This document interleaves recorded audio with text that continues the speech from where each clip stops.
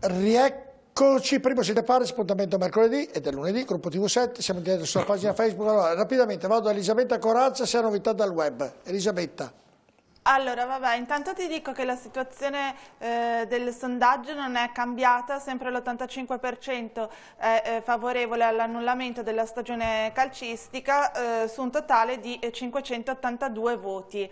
Poi però ti volevo far vedere anche questo video divertente, questa specie di provocazione, perché un video spagnolo, gli spagnoli sembra che abbiano trovato la soluzione per poter giocare le finali appunto della Champions, che qua come vedi questa è la soluzione che loro trovano. Sentiamo che l'audio, Elisabetta, sentiamo che l'audio spagnolo. Se abre el balón al costado, atención que quiere percutir Tello sobre Sergi Roberto, va a buscar el disparo desde ahí, la pelota llega a las manos de Marc-André ter Stegen. Bello, sì, è un genere molto bello, molto carino. Vorrei vedere Stefano Ede giocare con quella con lo scafandro. Può giocare anche Stefano Ede. Va bene, messaggio, può giocare anche lui, sì, può giocare anche lui. Ma magari lì vince, fisicamente vince. Andiamo a vedere i messaggi che arrivano, eccolo qui. Allora, la problematica virus spero porti ad una Lega Pro Elite con squadre unicamente con bilanci totalmente sani e forti, possibilmente città con bacini di utenza consistenti, basta meteore. Anche questo ovviamente, se la città che ha un'utenza importante ha anche un bilancio importante, credo sia corretto come messaggio. Vabbè, però adesso con le nuove regole tutto sommato i bilanci insomma rispetto sono a una volta, abbastanza Tiraldo, positivi. Andiamo nel messaggio successivo. Sì. Si riparte a settembre con la stessa classifica e si fa un campionato di 1 anno e mezzo stop, Giorgio. E chi lo sa? Io, guarda, vi giuro, vi garantisco che da questa serata, che pensavo di capire qualcosa di più, non ci ho capito nulla. Per me non sa nulla nessuno. Però e tutti... hai avuto una risposta alla tua serata, cioè che il pallone si sgonfierà di sicuro. Questo sì. Il titolo Esatto. l'ho fatto giusto, Esatto. Almeno il titolo l'ho fatto giusto. Siamo certi. E quello è vero. Potete chiedere a Bonavina se i lavori delle Lugano andranno avanti, Diego? Assolutamente sì, siamo stati clamorosamente fortunati perché abbiamo trovato tutti i collaboratori che nonostante l'obbligo di chiusura degli studi professionali hanno lavorato sempre in videoconferenza. No, finisci sì, hanno lavorato sempre in videoconferenza, abbiamo avuto la fortuna anche veramente, sembra tutto qualcosa di positivo da questo punto di vista, abbiamo avuto anche la fortuna che tutti i preventivi che abbiamo chiesto alle aziende per poter fare i computi metrici sono arrivati un po' più lentamente, ma sono arrivati tutti. Posso annunciare che il progetto esecutivo credo per i primi giorni di maggio dovrebbe essere sdoganato. Ecco, chiedo la seconda invece il Calcio Padova. Ricordo una conferenza che aveva fatto l'amministratore delegato, aveva detto ovviamente che prima di Pasqua avrebbe fatto vedere un rendering qui a Padova con i rendering ormai siamo abituati. No, io l'ho fatto vedere. No, sì, ho visto più rendering qui a Padova che non so dove, però il Calcio Padova ha detto prima di Pasqua faremo vedere il rendering. È chiaro che per quanto riguarda Padovanello, gli stadi attorno per i settori giovanili, è chiaro che la situazione è quella che è, però c'era anche il tempo per poterli fare, perché non avendo la squadra e l'altro no. Non li ho ancora visti, mi auguro che il Calcio Padova riesca a fare, a dimostrare, a far vedere questo rendering per quanto riguarda Padovanello, che è l'impianto sportivo che dovrebbe nascere per merito di Gurlian all'intorno dello stadio Euganeo. Andiamo con l'ultimo messaggio.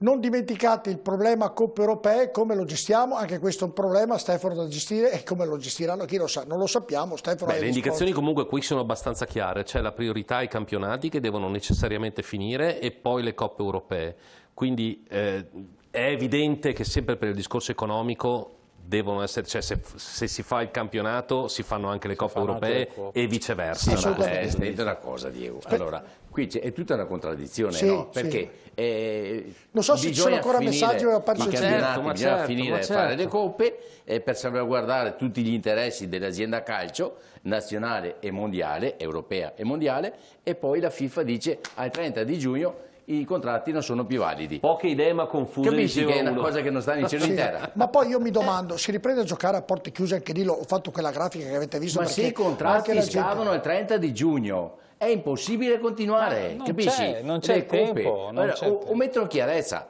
fin dai vertici mondiali. Se non hanno le idee chiare dei vertici mondiali, possiamo averle noi che siamo qui Facciamo così, andiamo a parlare, perché altrimenti Diego Sarabia dice voglio parlare anche dei bambini del settore giovanile di tutte le squadre dilettantistiche, che è la cosa più bella. Allora, per parlarne abbiamo il presidente regionale Giuseppe Ruzza e abbiamo collegato anche il presidente di una squadra dilettanti che ha fatto una bella strada, perché il Campodarsi è un partito da una categoria inferiore, è arrivato primo in classifiche serie. Allora saluto primo Giuseppe Ruzza, poi Daniele Pagin, grazie a entrambi, chiedo ovviamente rapidità visto l'orario.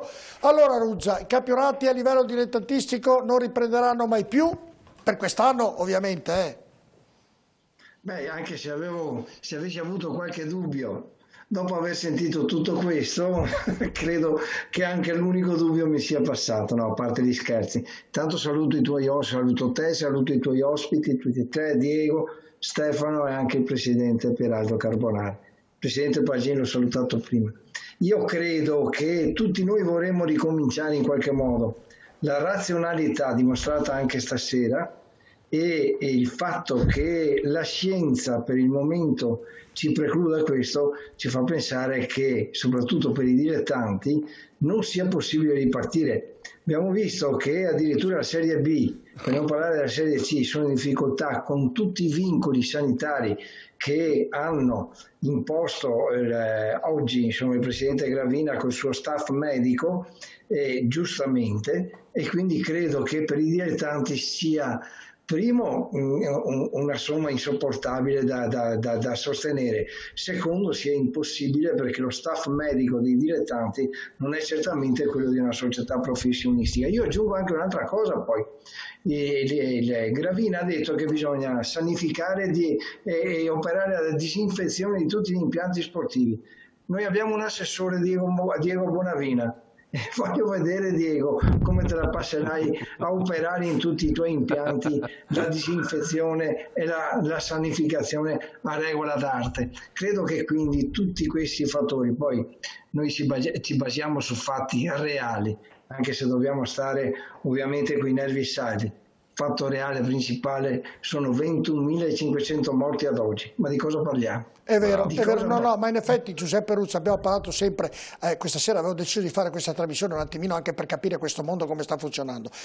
Io ti faccio vedere dei numeri che ovviamente conoscerai, la regia se mi mette il numero delle società in Veneto di calcio e anche dei tesserati in Veneto di calcio, così andiamo a vedere, così da qui vorrei iniziare un ragionamento poi con Ruzza e poi anche con Daniele Pagin. Me li fai vedere Claudio e Marco in regia, che li saluto per il lavoro che stanno facendo ovviamente. Adesso arrivano, allora ci sono 2.800 allenatori, 25.000 dirigenti, andiamo nelle pagine successive a vedere, andiamo quella dopo, qui vediamo le società e via discorrendo, se abbiamo, eccole qui, i numeri del calcio veneto, dicono che ci sono nel campionato dilettanti, credo sia un numero del mondo, di tutta Italia, quello di 33.000, non credo che la nazionale dilettanti... No, del Veneto. Del Veneto, ecco, allora i dilettanti sono, sì giusto, sì, il settore giovanile è quello sotto, ci sono 100.000 Beppe Ruzza, ragazzi. Precisa una cosa, Giorgio, che questi numeri sono quelli di Beppe Ruzza, sono quelli della FIGC, ma dopo ci sono tutti gli enti di promozione sportiva anche, cioè il movimento calcistico del Veneto è incredibile, incredibile. Ma detto, rimaniamo su questo perché abbiamo Ruzza. Certo. Allora, la domanda è questa, Ruzza, allora, se termineranno e non si giocherà più, prima di tutto cosa succederà nei campionati dell'anno prossimo, se ci saranno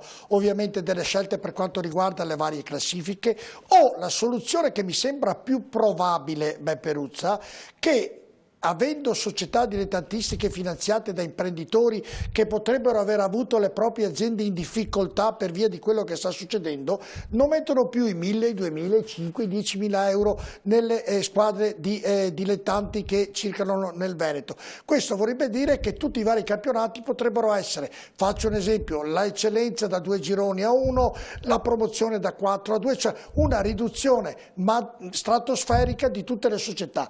Avete in preventivo che può accadere, può succedere molto probabilmente anche questo? Purtroppo si parla di una contrazione sensibile. Io sono cauto e non faccio previsioni, ma la contrazione ci sarà. Poi sicuramente lo potrete chiedere al presidente Pagin, che è un imprenditore ed è anche presidente della società Campodarsi. Il fatto dei campionati ovviamente non è il Comitato regionale Veneto che deve decidere e l'hanno detto perché la trasmissione è stata molto molto bella, perché anche se non abbiamo capito bene cosa si farà, comunque dal Presidente Ghirelli anche al Presidente Balata credo che certe dichiarazioni siano state veramente, veramente buone, nel senso che noi facciamo parte di questa società, abbiamo visto 105.000 tesserati, ma questi hanno tesserati, poi mettiamo i 25.000 dirigenti, i 3.000 allenatori, questi hanno tutti degli amici, hanno la famiglia, hanno la moglie, hanno figli, e capite che questo è un movimento, senza contare gli enti di promozione sportiva come diceva Diego, è un movimento sicuramente irrefrenabile se succede qualcosa, e quindi dobbiamo stare molto molto attenti. Abbiamo sempre detto, come l'hanno peraltro detto e ripetuto tutti anche questa sera, noi ci muoveremo solo ed esclusivamente quando la scienza ci permetterà di muoverci. I campionati, ci sono 1000 ipotesi, noi abbiamo anche prospettato e all'inizio ci hanno dato anche un po', ci hanno presi anche un po' per matti, perché abbiamo mandato a Roma e hanno detto ma cos'è sta roba? Adesso vedo che pian pianino qualcuno si sta avvicinando. Bisogna concludere i campionati per evitare ricorsi, contenziosi e quant'altro. Li concludiamo, sicuramente non li possiamo concludere adesso, non possiamo far giocare i nostri ragazzi, già per i professionisti ci vuole un mese di allenamento, il ritiro e tutta questa roba qua, è impensabile giocare adesso. Vogliamo concludere, bisogna stravolgere la stagione sportiva. Noi avevamo prospettato di iniziare a fine agosto, anziché che con la Coppa, iniziare con le giornate che mancavano, e quindi dopo di concludere e fare la stagione 2020-2021 non contraendo tanto le società per girone, ma diminuendo l'organico di girone. Faccio un esempio: abbiamo 32 squadre in eccellenza, facciamo magari 3 gironi da 11, in modo che le partite andate e ritorno sono inferiori. È un caso eccezionale, di una drammaticità ovviamente che questo comprende Ruccia, però, se non si riprende ad agosto? Vabbè, cioè, la sfera magica non ce l'abbiamo. Perché la sicurezza, le mascherine, la sicurezza, la gestione degli spogliatoi, la gestione dei ragazzi, la gestione dei familiari, qui davvero, come hai detto tu, coinvolge migliaia di persone, non è come la Serie A che diceva Diego. Qui il problema è molto più ampio e può essere, e lo metto nell'ipotesi peggiore, che addirittura prima di gennaio non si inizi a giocare a livello dilettantistico, e la cosa è preoccupante soprattutto per i bambini che vanno a giocare, per i settori giovanili, e quindi cosa si farà Giuseppe? Perché... per Giorgio, per il settore giovanile credo che non ci sia un problema, nel senso che noi abbiamo sempre detto che il settore giovanile dovrà camminare pari pari con la scuola, e quindi la scuola, se è chiusa, è ovviamente il settore giovanile. La tua domanda di dire ma se nemmeno ad agosto si può partire, io allargo un po' le braccia in questo caso. È chiaro che ci vorrebbe, teniamo presente, facciamo una piccola premessa, che in Veneto si è svolto 2/3 dell'attività, mancano 8 partite, quindi 2/3 dell'attività agonistica non è che sono proprio pochi, insomma, quindi voglio dire, anche questo ci deve far riflettere e far meditare. Certo. Detto questo, io dico, ha fatto cenno prima, non so se Stefano o Diego, qualcuno ha detto, e io sono perfettamente d'accordo, è un caso di forza maggiore, Dio mio, è un caso di forza maggiore. Trovo assolutamente incredibile che non possa intervenire d'autorità, ma non la FIGC, che la FIGC è subordinata, ma si parla della tutela massima del cittadino, della sua salute, quindi è obbligo secondo me che intervenga il governo. Certo. Peruccia, chiedo davvero rapidità perché c'è Diego e Stefano, voglio farti le domande e poi ho Daniele Pagini. Perché se ci saranno, non solo verranno rispenti, ma non verranno presi in considerazione. Credo che questo non sia impossibile nel modo più assoluto. Beppi, ti faccio una domanda diretta. Sai che mi piace essere schietto e con te mi posso permettere di farlo. Una settimana fa ho rilasciato un'intervista in cui proponevo a supporto di tutto lo sport e quindi di conseguenza anche del calcio, siccome ipotizzo degli interventi da parte del governo, interventi economici a favore dello sport, e questi interventi andranno sicuramente alle federazioni, ipotizzavo che per favorire la prossima attività sportiva di tutto lo sport, in questo caso lo chiedo a te del calcio, per la prossima stagione sportiva le quote di iscrizione e i tesseramenti di tutti i settori giovanili siano azzerati. Allora, ho avuto la soddisfazione incredibile che la Federazione Pallamano ha già deliberato che le quote e i tesseramenti non verranno pagati dalle società sportive. La Federazione Basket è ormai in quella direzione. Mi domandavo, qualcosa dobbiamo fare come amministrazione comunale, come federazione, come comitato, dobbiamo fare qualcosa per consentire a queste associazioni sportive di potersi iscrivere il prossimo anno senza costi. Bene. La FIGC si è messa la mano sul cuore? Sì, questo è innegabile, Diego, nel modo più assoluto. Forse l'unica certezza che possiamo garantire è questa, perché tu sai che il governo ha stanziato... È una bellissima cosa, È una bellissima cosa. Questo sì, ma tu sai che il governo intanto ha stanziato 400 milioni per attività di base. Certo. Tu sai che i numeri che abbiamo mostrato prima sono numeri effettivi, esatto. Cioè non è che sono numeri di persone che fanno attività 10 giorni, una manifestazione. Ho fatto una restrizione gratuita. Questi fanno attività 10 mesi, quindi, certo. Quindi Stefano, della LND credo che contribuiscono a far sì che una buona parte di questi arrivino a noi. Noi come comitato regionale stiamo, voi sapete i nostri uffici sono chiusi, i ragazzi dipendenti sono tutti in cassa integrazione, ma speriamo di riaprire il 4. Stiamo già comunque continuando a calcolare, noi abbiamo l'attività ferma. Certo, Beppi, chiedo davvero rapidità. Stefano Ed e poi abbiamo Daniele Paggi. Rimane rapido Stefano e anche Beppi Ruzza. Stefano. Intanto ti saluto e ti faccio una domanda velocissima. Hai parlato di contrazione probabile delle società e dei numeri delle società e degli organici. Questo significa che centinaia e centinaia di ragazzi e anche il calcio femminile potrebbe risentirne, oltre a quello giovanile, ma centinaia e centinaia di calciatori dilettanti potrebbero rischiare di non trovare squadra. Ecco, ci avete pensato questo? Perché questo potrebbe significare veramente... Non so se i dilettanti, Stefano, forse qualche dilettante non troverà squadra, però noi abbiamo avuto sempre una contrazione di società negli ultimi anni e abbiamo avuto sempre un aumento di tesserati del settore giovanile. La voglia di giocare rimane sempre. Sicuramente se mancheranno le società dilettantistiche vicino alla propria abitazione, le categorie, insomma, ogni paese ha un campanile e un campo da calcio, quindi il territorio ben rappresentato sempre. Sicuramente qualche dilettante lo perderemo, questo sì. Speriamo di no e speriamo che la contrazione... Perfetto. Daniele Paggi, Presidente Daniele Paggi. Quest'anno che doveva vincere il campionato a mani basse, lo stava vincendo, succede che arriva anche, scherziamo delle volte quando parlo con lui, scherzo, questo coronavirus, che non gli dà nemmeno questa possibilità e questa gioia. Stefano Ed è tutto l'anno che dice quest'anno sarei promosso, per noi ha portato nera Stefano Ed, perché è tutto l'anno che dice quest'anno vince, non puoi perderlo, va a finire che te lo fa perdere che Stefano Ed. Sto scherzando nella drammaticità del momento. Daniele Paggi.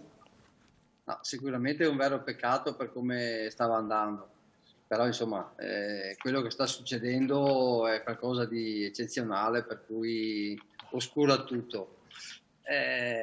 Io mi voglio anche allacciare un po' ai discorsi di questa sera, perché comunque essendo presidente di una società e da 12 anni so anche qualcosa di come condurla, come portarla avanti.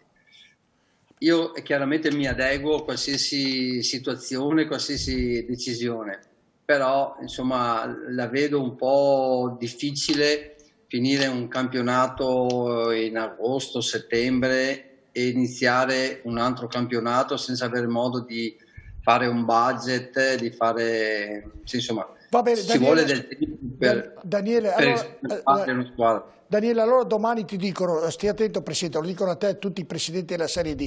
La Serie D, come diceva Stefano, come abbiamo detto qui, a nostra impressione, ovviamente prendete anche questa col beneficio di inventario, non riprenderà mai più, però diranno, beh, come ha detto e l'ha fatto intuire, l'ha fatto capire il Presidente Ruzza, beh, il campionato 2/3 è stato fatto, quindi daremo le promozioni e le retrocessioni in virtù di quello che si è giocato finora. Faccio un esempio, nella Formula 1 se viene una grandinata, una pioggia insistente, sospendono la gara, 2/3 della gara, danno il vincitore chi è in avanti in questo momento. Se ti dicono, senti Daniele Pagin, tu sei primo e vai in Serie C, cosa farai? Cosa farò? Farò che devo fare i miei calcoli se prima mi sedevo su una sedia con 4 gambe, adesso trovo una sedia con 8 gambe, perché le difficoltà sicuramente sono raddoppiate, per cui bisogna stare molto attenti, perché è chiaro che fa pubblicità, non dico saranno dimezzati, ma sarà sempre più difficile essere sostenuti, per cui dobbiamo ragionare e ci vuole tempo. Cioè non è che poi perché già potevamo iniziare da questa sera, Daniele, chiedendo all'assessore dello sport se ti dava le Euganee o no? Potevamo già iniziare, già i contratti lo stiamo ristrutturando. Ti sta ristrutturando Lugano, iniziavamo la trattativa dove giocare, quindi già avendo Diego, avendo il presidente, avevamo già la partenza, hai capito, no? Esatto. È vero, però è vero, è anche vero, come dicevamo prima, Daniele, che tu ovviamente all'interno di questa società hai gente che ti dà una mano per tirare avanti la baracca. Ovviamente in questo momento ne hai perso qualcuno tu non hai il coraggio di andare a chiedere ovviamente il contributo per via delle difficoltà e via scorrendo. Quindi sotto un profilo economico i costi della gestione della società, visto quello che è accaduto, potrebbero crearti dei problemi? Parlo in nome tuo come Presidente, ma in generale come tutti i Presidenti di Serie D. Allora ti posso dire con certezza sì, perché comunque è difficile a giugno mentalmente a chiedere a un'azienda, a un amico se ci dà una mano o ti dà una mano, perché comunque ognuno deve mettere a posto i problemi, perché è inutile dirsi, stare fermi 2 mesi, 1 mese o 3 mesi o 4 mesi, dipende, quando andiamo avanti non è facile. Pochi sono i fortunati che possono lavorare, per cui diciamo che prima la forbice adesso si stringe sempre di più, perché non è che è il momento di dire o di cercare sponsor, tra virgolette, per cui bisogna stare attenti, bisogna capire quali sono i costi reali, e per questo ci vuole tempo. Cioè, per quello dico e insisto, o si va avanti o si finisce, bisogna prendere una decisione. Portarla così e non sapere niente, dopo ci mette in difficoltà a affrontare il campionato prossimo, per cui si va a rischio di rovinare sia questo campionato ma anche il prossimo però il fatto è drammatico. Stefano. No, io ti faccio solo una considerazione su quello che hai detto.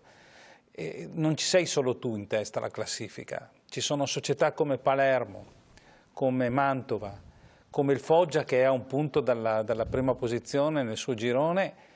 Cosa gli vai a dire se per caso il campionato non finisce? Cioè deve esserci comunque una meritocrazia.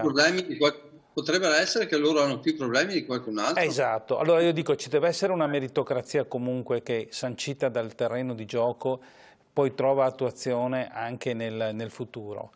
È chiaro, stiamo ragionando per ipotesi, perché in questo momento, come è stato sottolineato anche da Beppi, qui ci sono i morti che sono in testa a ogni discorso, pensiamo a loro e a tutto quello e a tutta la gente che sta soffrendo negli ospedali. Però se il calcio deve avere un futuro, bisogna che sia credibile nel momento in cui si ripartirà, e se c'è credibilità nel momento in cui sospendi i campionati devi però anche garantire che i risultati ottenuti sul campo abbiano poi concreta attuazione in un futuro, perché sennò è già tutto, perché è tutto falsato, è tutto compromesso, è tutto quanto in questa situazione è un disastro. Cosa fai? Daniele, chiudere e poi vi saluto entrambi, perché il problema di Daniele Pagin nella sua società l'avrà anche Ruzza in tutte le altre società, e davvero sarà un problema, presumo, drammatico. Qualsiasi cosa si possa fare, c'è sempre qualcuno che scontenti, per cui credo che sia veramente difficile trovare la soluzione. Perfetto, grazie Daniele. Volevo aggiungere una cosa, che diceva prima Ghirelli, noi dobbiamo anche calcolare la filiera, perché voglio dire, vengono promossi in C, ma la C deve retrocedere, la C deve promuovere in B, la B deve promuovere in A, e quindi è la filiera completa che arriva fino alla seconda categoria. Quindi anche questo, la decisione deve essere presa in modo univoco e non certamente da un comitato o da un altro. Hai perfettamente ragione Beppe Ruzza, deve prenderla chi è dall'alto che dirige, anche il CONI potrebbe prenderla, il CONI impone questo e potrebbe essere la decisione giusta. Grazie Beppe Ruzza, scusate l'orario, grazie. Va bene, abbiamo gli ultimi collegamenti, Sarabierano ovviamente chi avremo collegati. Elisabetta, hai qualcosa? Elisabetta, ti vedo lì che ti riposavi, Elisabetta. Vediamo, cosa c'è Stefano, cosa c'è? Questa iniziativa del Pordenone Calcio che ha deciso di incontrare i tifosi nella piattaforma web, sul web, quindi ci sarà questo appuntamento fissato per sabato alle ore 11 in cui 3 giocatori risponderanno alle domande dei propri tifosi. E per partecipare all'iniziativa, che ha numero chiuso perché vabbè, le piattaforme insomma consentono al massimo un'ottantina di partecipanti, i tifosi devono prenotarsi entro domani dalle ore 10 alle 18 chiamando l'ufficio stampa, mandando una mail a ufficiostampa@pordenonecalcio.com e poi gli sarà data risposta. Perfetto, l'unico che non dovrebbe lamentarsi Stefano è pensionato, è a casa la mattina e la sera con i bambini, tu domani Stefano lavori, il presidente lavora, l'unico che è a casa e che si lamenta è lui, che domani mattina si alzerà quando vuole e quindi non ha nessun tipo di problema, guarda l'orario. Ragazzi, io chiedo scusa a tutti voi, però è una puntata che meritava questo ampio spazio, abbiamo ancora molte 2 o 3 telefonate, cercheremo di farle tutte, così la parola che ho dato ovviamente ai nostri. Ma è mezzanotte. Cosa deve fare lei Presidente domani? Chiedo, abbiamo qualche collegamento, Dennis, dalla regia? Se mi siete di aiuto così cerchiamo di capire.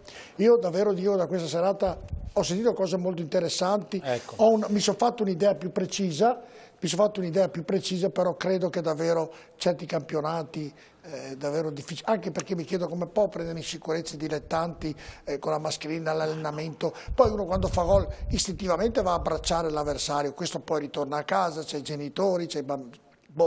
La vedo tanto dura io ragazzi. Mi chiedo se gli organi competenti della sanità sono all'altezza, o meglio sono in grado di capire quali sono le esigenze di chi gioca, capito? Perché tutte queste, cioè questo protocollo che stanno stilando, non so se sono, ma poi sono a conoscenza di cosa. Sono livelli diversi però. Allora, da un lato c'è il comitato tecnico scientifico. C'è l'avvocato Jacopo Tognon collegato, che si è arrabbiato perché giustamente l'ho chiamato tardi, però era giusto sentire il vicepresidente della Lega di Serie C, quindi lo saluto molto volentieri, chiedo scusa che lui, Jacopo, chiedo scusa che te è di ritardo come tutti quelli che chiamerò, però avete capito chi ha seguito la trasmissione dell'interesse che ovviamente avevano i nostri ospiti nel rispondere alle domande.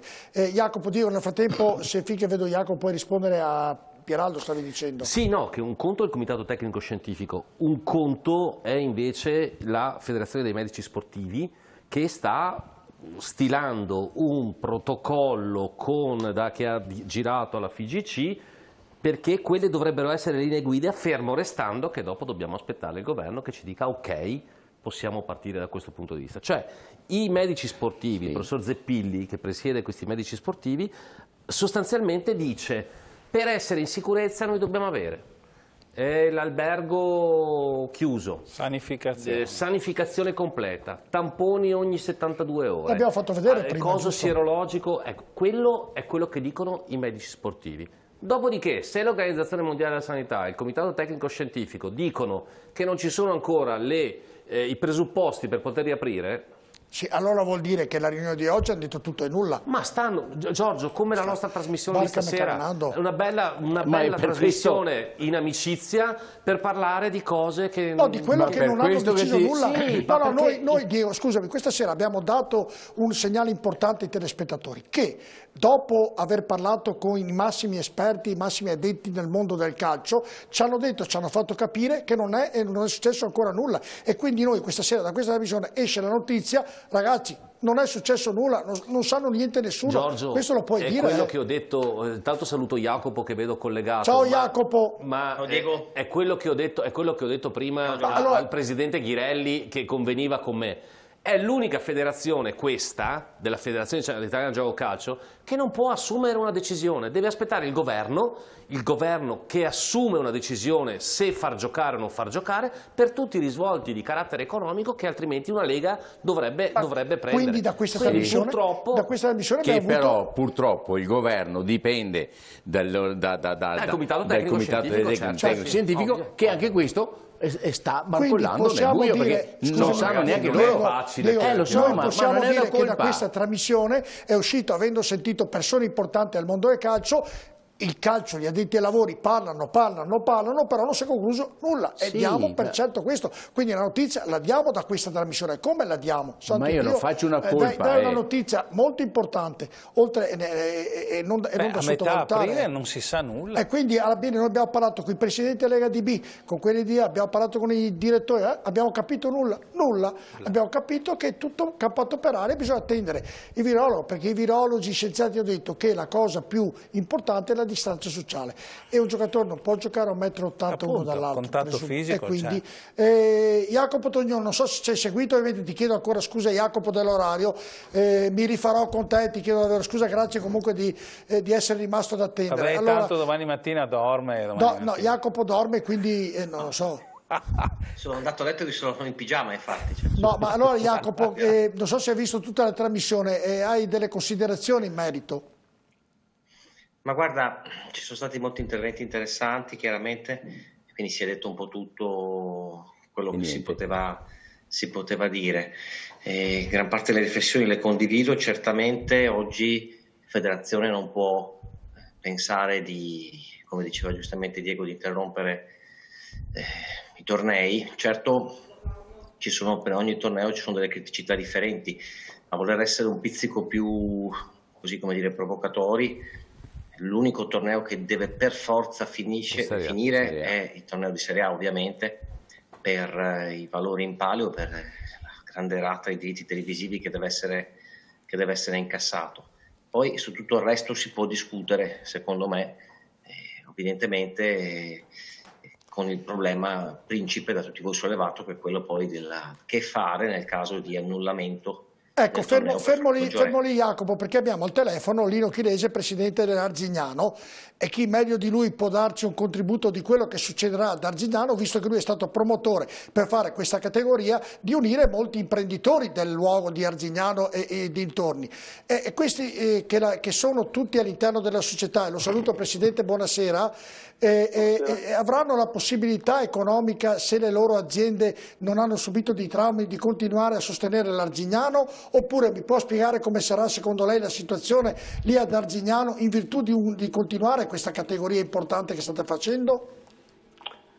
Sì, allora sentendo tutta la trasmissione di questa sera, che non ne siamo venuti fuori quando si può cominciare perché nessuno lo sa, il mio pensiero sarebbe quello di, prima di tutto dobbiamo sanificare e mantenere in vita le nostre aziende, i nostri dipendenti e i nostri operai. Direi che nel calcio tutto il dilettantismo, che sono circa 150.000 ragazzi come abbiamo visto, e anche la Serie C, di ripartire a campionati come sono adesso e ripartire a gennaio, fare i 3 mesi, 4 mesi che avanzano adesso i ragazzi e aiutare i ragazzi che possono portare a casa uno stipendio per sopravvivere fino a fine anno, con una cassa integrazione e con un fondo, diciamo, che può essere sostenuto da tutte le società. Questo è il mio pensiero, perché pensare che si gioca agosto, settembre, ottobre, ma siamo pazzi. Noi dobbiamo lavorare nelle nostre aziende con le mascherine, con il lavaggio delle mani ogni 10 minuti, ogni ora, e stare a distanza di 1,5 metri, 2 metri. Come ha detto Eder prima, il calcio è uno sport fisico dove poi si fanno la doccia assieme, ci si sta uniti insieme, si beve assieme, e non vedo via d'uscita che non cominciare a gennaio dell'anno prossimo. Jacopo Tognone, hai sentito la voce di un presidente, cosa ne pensi? Ho sentito e saluto con molto piacere Lino Chilese dell'Arzignano, stava facendo un gagliardo campionato e quindi un orgoglio appunto del nostro girone, della nostra categoria. Io volevo fare due riflessioni rapidissime. La prima riguarda quella cosa che ho sentito in materia di FIFA e di proroga e non proroga. Beh, a dire la verità, guardate che poi il direttore affari legali di FIFA, poi fatalità, l'avevo sentito per altri motivi, che quello che ha fatto questa dichiarazione si chiama Emilio Garcia. Lui dice che non hanno mai detto che avrebbero potuto prorogarle, ma c'è un motivo molto specifico: la FIFA non ha il potere di prorogare i contratti, si applica la legislazione nazionale dei singoli paesi. Per questo ha il potere, sì, l'unico a cui anche la Federcalcio deve sottoporsi, di cambiare i calendari, perché quando la FIGC inserisce le date della stagione devono avere l'ok per far sì che la stagione sportiva 19-20 finisca, faccio per dire, il 15 novembre 2020 invece che come previsto il 23 maggio, quello che era, insomma. Quindi come prima cosa la proroga dei contratti è una cosa che spetta alla legislazione nazionale, è una cosa comunque fattibile secondo me. La seconda cosa sul comparto Serie C, su un'idea di ipotesi di riforma, questa potrebbe essere veramente la grande occasione. Io vorrei dirvi che la verità è che la Serie C come campionato professionistico si basa su mutualità, si basa su melandri, si basa su contributi FIGC, si basa su ovviamente gli imprenditori, i nostri grandi eroi che di tasca loro mettono la differenza, ma fondamentalmente se il sistema C prende 35 milioni di euro da dividere per 60 società sono circa 570 mila euro. Voi capite che con questa somma complessiva da distribuire è impossibile oggi ancora di più pensare a una categoria con questa dimensione, quando in Serie B c'è almeno uno zero in più, giusto per fare una riflessione sul gradino di sopra. E ricavi da botteghini, ricavi da sponsor, certo ci sono piazze molto importanti che hanno il Bari che ti fa i 100.000 euro, il Catanzaro che te ne fa gli 80.000, certo, però anche lo stesso presidente Larzignano, come tanti club diciamo di dimensione più contenuta, ovviamente sa perfettamente che andare a giocare a Vicenza è un costo più che un guadagno anche per lui. Quindi questo deve essere anche un'opportunità, perché da questa immane pandemia che ci ha colpito tutti a tutti i livelli, anche il mondo calcio possa uscirne certamente diverso, ma che sia il momento veramente di fare dei cambi che possano renderlo sostenibile. La parola magica è sempre quella. Però è tutto giusto, Jacopo, però il presidente Chinesi ha detto io ho una società di calcio, all'interno di questa società ho molti imprenditori che mi danno una mano e questi imprenditori guardano le proprie aziende che lavorino in una situazione ovviamente di sicurezza, e questo ovviamente prevederà che ci siano degli investimenti in aziende, e queste aziende, è un gioco di parole, Jacopo, non daranno più dei contributi all'Arzignano Calcio. Questa situazione potrebbe ripercorrere e ripetersi con molte altre società di Serie C, perché sappiamo tutti che la Serie C è un bagno di sangue, più della Serie D per esagerazione. E quindi cosa succederà, Jacopo, se il campionato inizierà a ottobre, settembre, a gennaio, che ne so, i contratti da rinnovare, perché essendo dei professionisti, cosa succederà? Se sei rapido, perché poi voglio sentire Chinesi anche. No, sì, partiamo da un dato di fatto rapidissimo, sempre quello della volontà espressa nell'assemblea del 3 aprile, quindi parliamo di un'assemblea dei club che si è stata svolta 12 giorni fa, 13 se abbiamo superato mezzanotte, insomma comunque circa un paio di settimane fa, e la stragrande maggioranza dei club è propensa per non continuare a giocare. E questo è un grido di dolore che viene... Fermoli, Jacopo, fermoli. Chinese, Jacopo, scusa se ti interrompo maleducatamente. Chinese, lei è uno di quelli che non vuole continuare?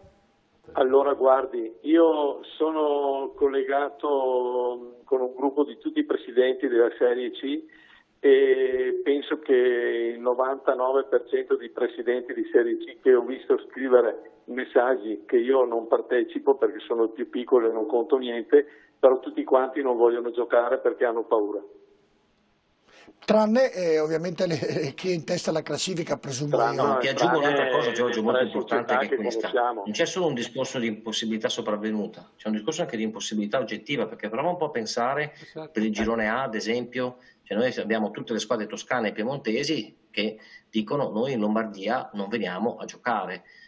Oggi e forse neanche domani, per esempio. Ecco, ma secondo te, Jacopo, ti faccio una domanda provocatoria in un momento difficile, ma non andrebbe fatta. E Berlusconi col Monza cosa ti dice? Che lui ha tanti soldi. Io voglio andare in Serie B. Guarda, se tu guardi i bilanci sono pubblici, abbiamo una squadra sopra i 9 milioni di ingaggi quest'anno in Serie C, una sopra i 5,5 e una sopra i 4,8, tutte le altre sono molto più contenute, quindi abbiamo 3 enormi corazzate e poi abbiamo in sintesi tutto il resto, quasi tutto il resto, e poi quelli chiaramente che vivono già sostenibili.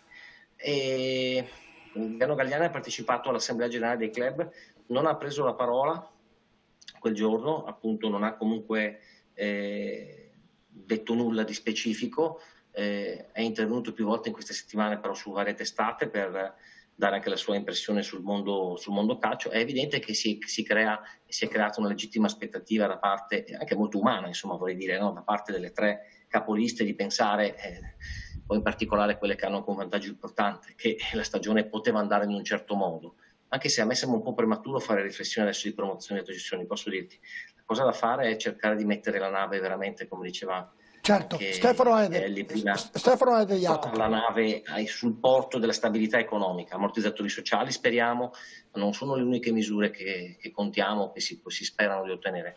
Poi tutto il discorso del merito sportivo c'è tempo.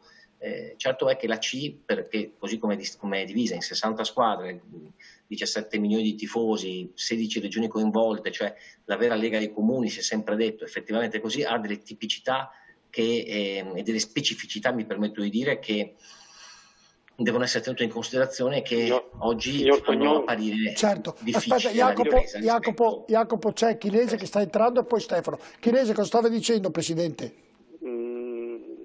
No, un'altra cosa importante che non abbiamo detto, che giocare a porte chiuse è un disastro, cioè noi abbiamo pochissime persone che vengono, abbiamo migliaia di persone eccetera, ma dove ci sono tante società di Serie C dove hanno 7, 8, 5, 6 mila, 10 mila persone, penso che giocare negli stadi vuoti sia la desolazione più grande, come è stato detto questa sera. Assolutamente vero. Stefano Ede, poi concludiamo. Stefano. Presidente, intanto la saluto, anche se l'ora è tarda, cordialmente, però ho sentito quello che lei ha detto sull'ipotesi che si possa ripartire a gennaio.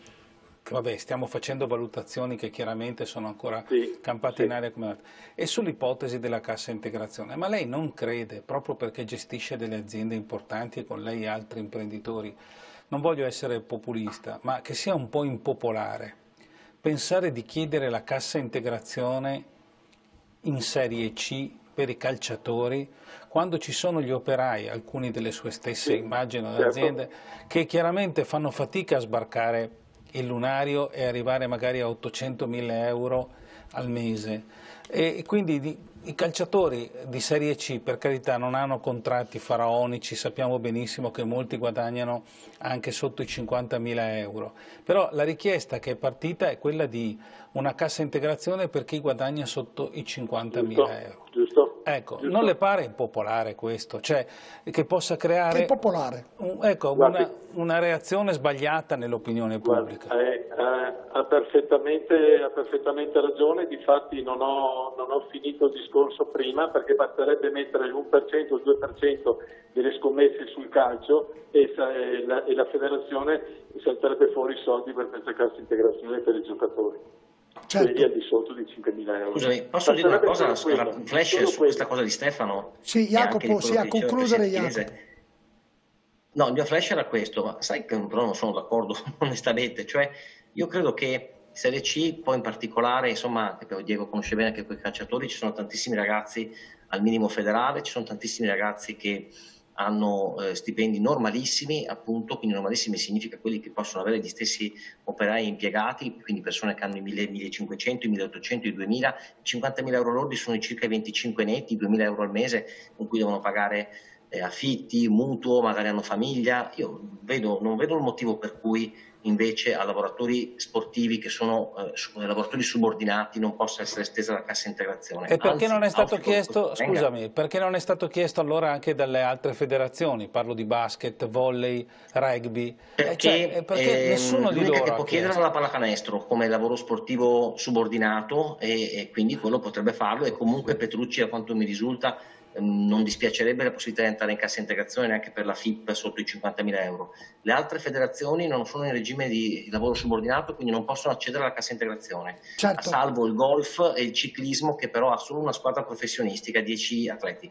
Grazie Jacopo Tognon, grazie Lino Chilese, scusatemi per l'orario, grazie per la disponibilità. Un pensiero di conclusione, concludiamo Diego, Pieraldo e Stefano di questa puntata, e se avete delle cose da aggiungere su quello che è già stato detto. Diego, inizio con te. Il pensiero finale è che sì, io sono seriamente preoccupato per il calcio minore, per gli sport minori, perché lì ci sarà un grossissimo problema. Mi viene da pensare stasera, sentendo tutte queste cose, soprattutto per quanto riguardava la riduzione degli stipendi dei calciatori, eccetera, eccetera, così la butto lì, la riduzione degli stipendi dei calciatori non deve andare a creare un arricchimento alle società, quindi un risparmio nel pagamento delle cose, ma creiamo un fondo e aiutiamo lo sport giovanile, lo sport minore, perché qualcosa dobbiamo fare tutti. E quindi da questo punto di vista lo vedo come un aiuto per lo sport. Ma io dico che il titolo, il tema della trasmissione del pallone che si sgonfia. Effettivamente il pallone, come purtroppo l'economia nazionale e mondiale, prende una grossa, si ridimensiona. Cioè, dobbiamo sfruttare questo ridimensionamento in maniera tale da far sì che il calcio e anche poi l'economia possa ripartire nel miglior modo possibile. Faccio un esempio, la riforma dei campionati, continuo sempre a battere su quello. Ecco, adesso c'è la possibilità di ripartire. Non è che Pieraldo stanno aspettando che questo virus non trovi ancora una soluzione che possa davvero essere la volta che vengano riformati i campionati? Anche per un problema naturale, economico, non ci sono più soldi. Ma per questo dico che il fatto di questo ridimensionamento deve essere sfruttato per poter avere... una giustificazione. No, ma che le cose possono andare meglio in futuro. Certo, posso aggiungere una cosa, Pieraldo? Però c'è il rovescio della medaglia. Pieraldo Dalle Carbonare negli ultimi 10 anni è stato presidente di una squadra qualsiasi che ha fatto la Serie C ed è sempre arrivato perché ha sempre investito 1 milione di euro. Aspetta, 1 milione di euro all'anno. Il prossimo anno quel 1 milione di euro, perché tu sei un imprenditore tra virgolette ricco, quel 1 milione di euro ti consentirà, se investi sempre quei soldi, di vincere tutti i campionati, perché sei quello che spende di più, quello che ha la possibilità di scegliere, quindi diventa il mondo dei ricchi. E questo è il problema, Ma allora andiamo avanti con 60 squadre che poi l'anno prossimo ce ne saranno ancora meno. Sì, ma ci sarà sempre quello più furbo, Pieraldo. Ma io dico, sfruttiamolo questo momento, certo, purtroppo. Però ricordati che dalle disavventure chi ha i soldini riesce a stare a galla meglio di Però io dico dobbiamo trarre il meglio e cercare di sfruttare questa tragedia che ci è capitata. Lo sto parlando di calcio, ma lo sto parlando in generale, perché poi nel mondo del calcio hanno anche una giustificazione per poterlo fare. I vertici prima dicevano no, non possiamo farlo, oggi hanno, per colpa di questo maledetto virus, hanno anche la giustificazione per farlo, o l'alibi, come volete chiamarlo meglio. Stefano Edda conclude. Una considerazione finale. Il sistema calcio ha subito chiaramente una batosta, sta subendo una batosta incredibile, però come è stato detto è il momento anche di prendere delle decisioni. Sono d'accordo con Diego sul discorso della solidarietà, cioè deve scattare un meccanismo solidale, perché il più grande non può non aiutare il più piccolo. E questo soprattutto a livello giovanile, cioè noi dobbiamo creare le basi, perché il futuro del movimento, quando si riprenderà, non è in chi c'è già al vertice, ma in chi sta alla base, ed è dalla base che si deve solidarietà, insomma, giusto? Più solidarietà e aiutare tutti. Questo è un discorso che bisogna che si sforzino di fare anche quelli che hanno le maggiori risorse finanziarie. Mi stupisce che Berlusconi abbia detto che non vuole giocare Galliani sì, però. Appunto, quando il suo amministratore delegato vorrebbe già il Monza in Serie B. Serie A, lo vuole portare in Serie A. Ecco, ma vorrei capire, capito? Cioè, vorrei capire se davvero alle parole lo faremo una delle prossime volte, perché abbiamo raggiunto un orario davvero... Comunque sono convinto che il calcio giovanile, dopo questa tragedia, ne uscirà sicuramente più forte. Dovremmo investire, perché i ragazzini avranno ancora più voglia, i genitori ugualmente, e se in una famiglia gli si avanza qualcosina, lo mettono per far giocare i propri figli. D'accordissimo. Siamo in chiusura. Di solito noi ogni volta terminiamo prima, andiamo a mangiare la pizza. Questa sera no, quando andiamo a mangiare la pizza, Stefano Edel, tu ne sei buon testimone, Pieraldo prende sempre l'insalata. Questa sera che non andiamo perché è chiuso, vuole la pizza. Ma tu pensa il mondo quanto complesso è quella testa di quell'uomo. Grazie Diego Bonavina, grazie Pieraldo, grazie Stefano Edel. Chiedo scusa a tutti per l'orario. Elisabetta, come si è concluso il sondaggio? Andiamo in redazione. Elisabetta? Si è concluso con 600 voti, quindi 100 in più rispetto all'inizio della trasmissione, e però la situazione è rimasta immutata. Quindi nessuno vuole più giocare. La maggior parte delle persone che hanno votato vogliono annullare la stagione. Però, ecco, essendo un sondaggio a livello matematico, allora ai 500 voti il sondaggio dava l'85% e dopo 100 voti sempre l'85%, non l'86 l'84%. Ma va in automatico. No, ma lo sai anche tu che comunque con i voti c'è un arrotondamento e quindi dipende da quello. Però va in automatico, okay, non è che lo facciamo noi, va in automatico, dunque se ha fatto l'automatico. Però dato il fatto che 600 persone che hanno cliccato, visto che c'è nome e cognome di chi cliccano, sono poche, ti garantisco, visto che non abbiamo pubblicizzato il sondaggio, quindi sono davvero tante. Questo vuol dire che in tanti ci hanno seguito, ovviamente non abbiamo mandato in onda né messaggi, che ne sono arrivati, metto Dennis, moltissimi, e né telefonate, perché ovviamente... 510 voti a favore del no e 90 a favore del sì. Dennis, tutto a posto? Se c'è ancora Dennis? Direi di sì. Va bene, allora buonanotte a Dennis, buonanotte ovviamente anche a Marco e Claudio che hanno lavorato di più in regia. Seguite domani la nostra programmazione, i telegiornali, alle 12:30 siamo collegati con Marghera, dove ovviamente farà la conferenza stampa il governatore Zaia, e al mattino chi volesse alle 10:25 ginnastica in salotto, chi vuole a casa non può uscire, può fare un po' di movimento seguendo la nostra emittente TV7 Triveneta. Buonanotte. Questo programma è stato offerto da Despar, Eurospar, Interspar. Da 60 anni, il valore della scelta.